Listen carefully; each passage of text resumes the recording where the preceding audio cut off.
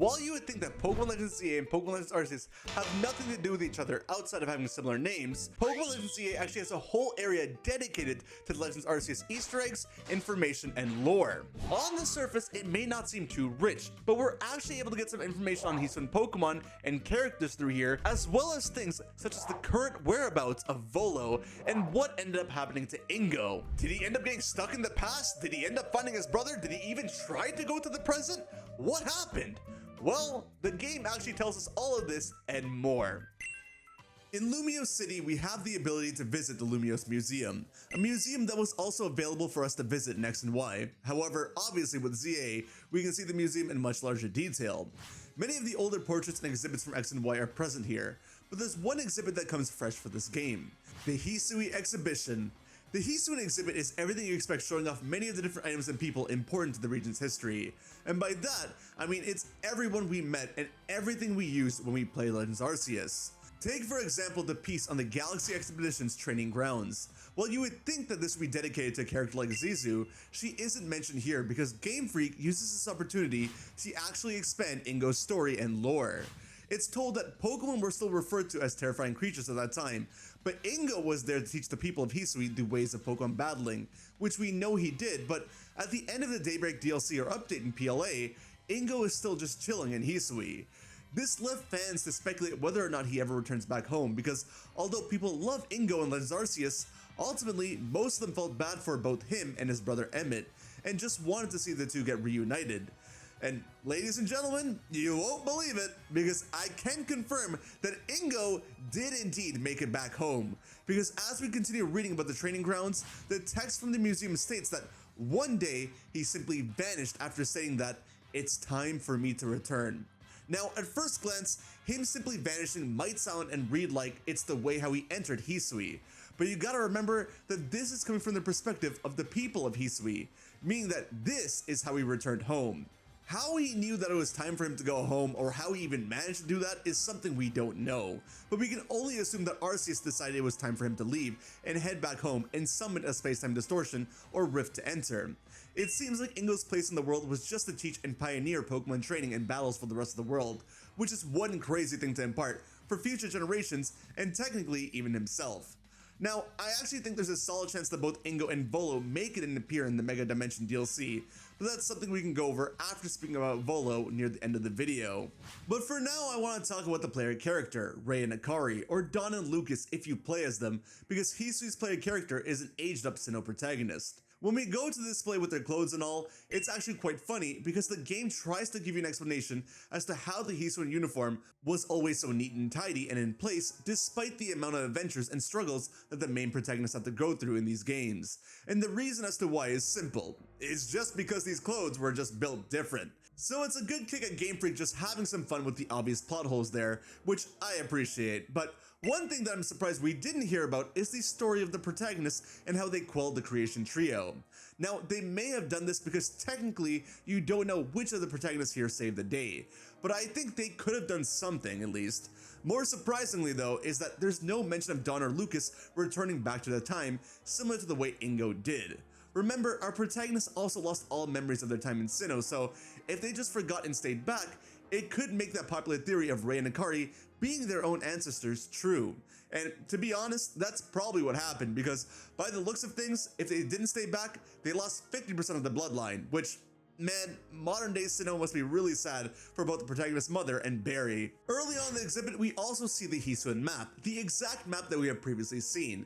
And here, they make reference to how there are many more children on this map, indicating that the fear of Pokemon had lessened by then and how life had stabilized, showing that things were starting to move forward in a way that leads up to modern day Sinnoh. So, despite Pokemon being terrifying and the player character in Pokemon Legends Arceus being attacked all the time, the developing bond between people and Pokemon was also rightfully acknowledged. We also have various different tools and items on display that go over what the protagonist of HIsui and the other characters use to survive, including a fun little recipe of the one and only potato mochi, which we can only assume was written by Benny himself. Then, very famously, we have the portraits within the Diamond and Pearl clan, which again look to be portraits of the ancestors of Archie, Maxie, and Alder, or possibly even Archie, Maxie, and Alder themselves.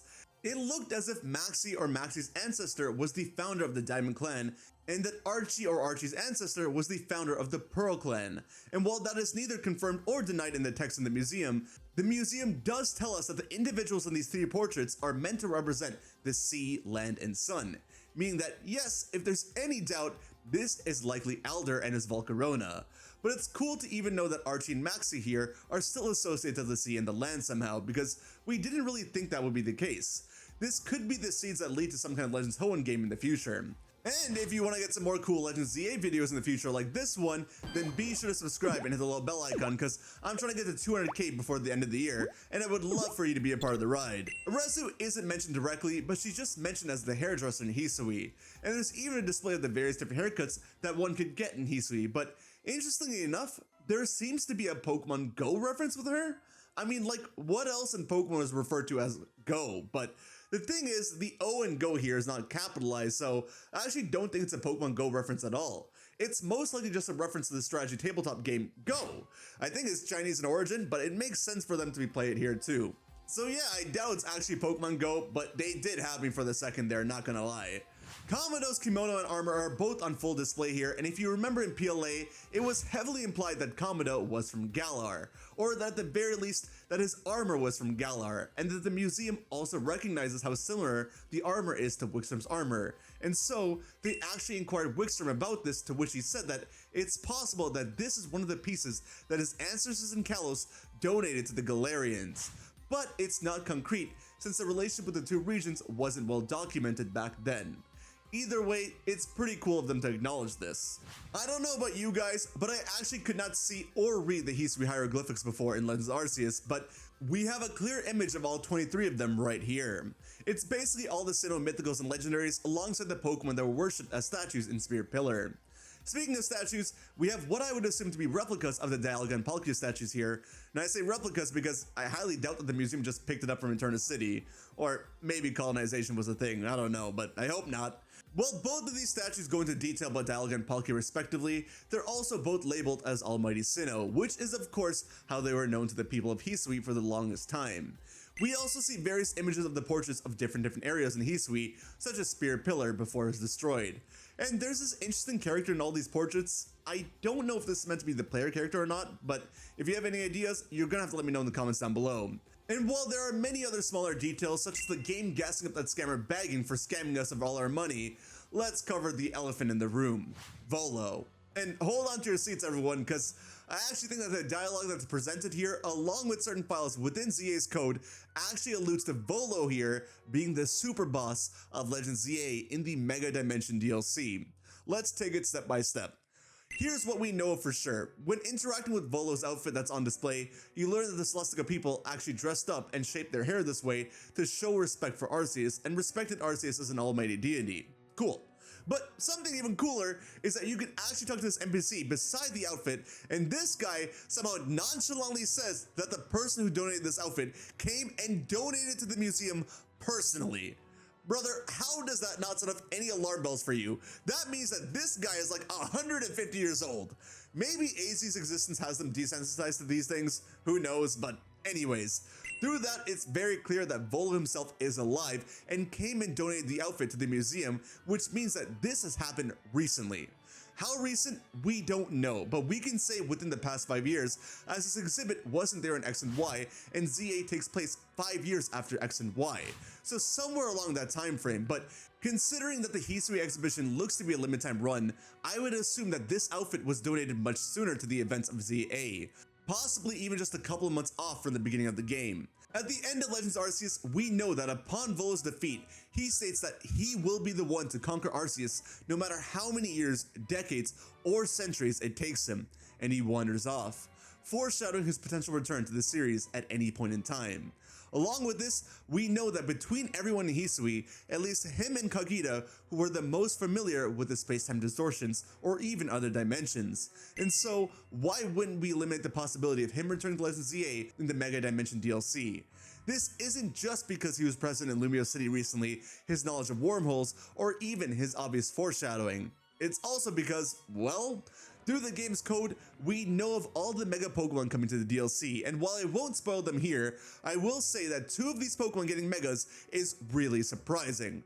Not surprising because they're popular and good marketing, but also surprising because, well, if you know which Pokemon they are, then you know why it's surprising, but those 2 Pokemon are also very related to Volo, similar to how Chandelure and Electros are related to Ingo and Emmett, so it wouldn't be too crazy for us to meet those 2 in this game either. And I can see a world in which you fight a time-space hopping Volo who uses previously mentioned Pokemon on his team. Bear in mind, his descendant Cynthia was also a super boss in Gen 5, the very next generation after she was the main boss, so it could be reminiscent of that. Volo would also naturally have interest in a Pokemon like Hoopa, knowing about space-time distortions and all, so I think it adds up quite well. But I would like to talk specifically about these Mega Pokemon right now, so if you are interested in dodging DLC spoilers, I'll see you on the next video. Otherwise, I'm gonna assume you're cool with hearing it. So yeah, Absol, Lucario, and Garchomp are getting Mega Z forms, with Lucario and Garchomp obviously being on Volo's team. Now I get it, this is great marketing for these Pokemon, especially Lucario, and people were pretty disappointed with Mega Absol and Mega Garchomp, so I get why all 3 of them are getting Megas, but dang, if the Sinnoh push wasn't crazy enough, Staraptor, Heatran, and Darkrai are also getting Megas. There's definitely some kind of HIsui or Sinnoh aspect flying around with all this DLC, because just Staraptor, Lucario, and Garchomp getting Megas, sure, I can understand and give them a pass, but Heatran and Darkrai tells me that there's something happening story-wise with the people and Pokemon of this region, and it would be amazing to tie it in directly with Legends Arceus. Maybe Volo went around finding ways to go across time to find Arceus and figured Hoopa was the best way to go about things. Maybe he was the one who came up with the prison bottle in the first place, who knows. But I do think that even though his ace is Togekiss, paralleling Cynthia here with Mega Garchomp Z might be what happens, and there might even be another story with Guzma and Alola by the looks of things, with the Gen 7 Mega Pokemon that are shown off here, but all of that for another time because we still have a lot more ZA relevant videos to cover. But do let me know what you think of Superboss Volo in the comments down below.